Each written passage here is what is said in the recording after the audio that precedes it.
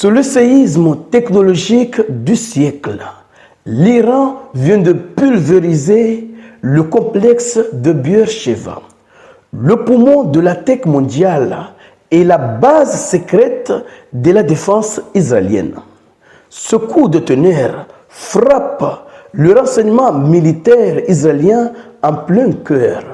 Mais la question qu'on se pose, pourquoi Microsoft est-il devenu une cible légitime de guerre et quelles sont les conséquences sur le terrain? C'est de cela que nous allons aborder en profondeur de cette vidéo-conférence.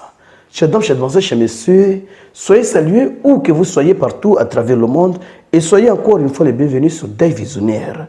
Ici, on vous donne l'information et analyse en temps réel. Alors, chers amis, partagez cette vidéo au maximum. Que disent les sources?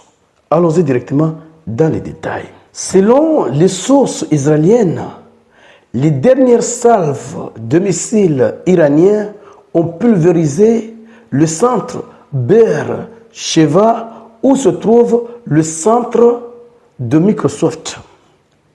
Et ce centre joue un rôle significatif dans ce conflit. Et les conséquences de cette destruction vont certainement perturber la cadence au sein de l'armée israélienne. Mais pour comprendre, allons en profondeur pour vous donner le rôle ainsi que les conséquences de cette destruction, comme vous pouvez le constater dans cette image. D'abord, le soutien de Microsoft à l'IDF, à l'armée israélienne.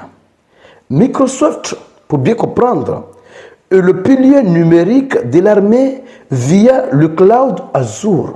C'est quoi le cloud Azure? Que fait le cloud Azure? Le cloud Azure traite les données des renseignements en temps réel. Et vous n'êtes pas sans savoir qu'Israël a besoin de ce renseignement pour mener à bien sa mission. Première chose. Deuxième chose, ce centre de Beersheva développe des IA de ciblage et de cyberdéfense. Et en intégrant des experts de l'unité 8200 de l'armée israélienne, la firme fusionne innovation civile et supériorité militaire, rendant l'infrastructure technologique indissociable des opérations sur le terrain. C'est de cela qu'il s'agit. Le système joue même un rôle sur le dôme de fer. Ce système est très important pour la défense, le renseignement et le bien-être de l'armée israélienne. Et maintenant que le centre a été pulvérisé, il y aura bien sûr moins de données et moins de défense. Et voilà les conséquences de cette frappe de précision. D'abord, frapper ce pôle vise le cerveau de la défense israélienne.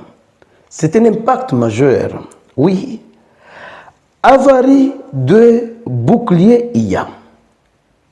Risque de rupture dans la maintenance des systèmes de détection automatisés. Vous le savez très bien que maintenant, ce sont les drones et l'intelligence artificielle qui font la guerre. Et sans ce système, Israël aura du mal, oui, à faire fonctionner à merveille ces systèmes de détection automatique. Première conséquence. Deuxième conséquence, affaiblissement cyber. Fragilisation des capacités de renseignement électronique.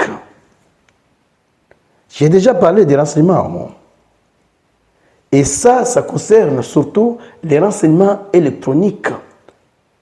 Israël a besoin des renseignements électroniques ainsi que des renseignements sur place. Il en a besoin de ces deux types de renseignements. Perdre un de ce type de renseignement est un coup majeur et l'Iran le sait. L'Iran l'a compris et l'Iran a fait ce qu'il avait à faire. Dispersion de forces.